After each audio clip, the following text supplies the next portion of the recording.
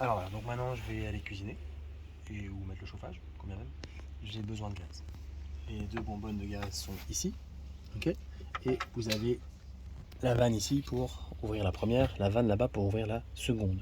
N'en ouvrez qu'une à la fois, comme ça vous savez que quand une est vide, forcément vous entamez la deuxième et éventuellement il serait intéressant de remplir la première. Quand j'ouvre le gaz, je vais tourner la manivelle, je dois faire un appel de gaz. Donc appuyez sur ceci pour faire en sorte que le gaz circule dans les tuyaux et puisse arriver là où j'en ai besoin.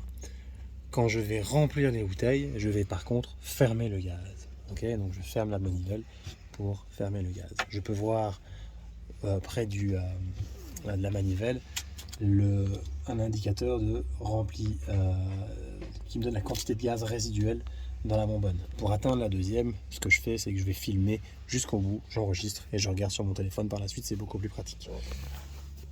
Alors, maintenant, ici se trouvent donc les deux bonbonnes de gaz. Dans une précédente vidéo ou d'autres vidéos, en tout cas, vous avez l'explicatif de comment je recharge et comment je vérifie les niveaux de gaz. Les niveaux sont simplement ici indiqués et les manivelles également.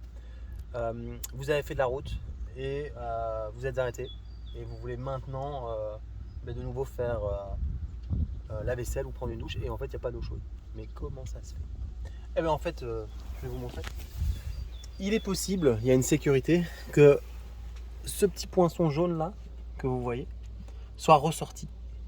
Si c'est le cas, vous simplement presser dessus pour le rentrer. C'est une sécurité.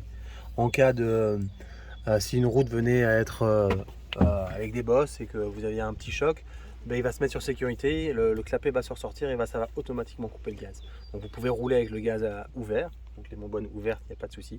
Il y a une sécurité qui vient s'enclencher si il venait avoir un petit choc sur la route. Ça nous est arrivé une fois.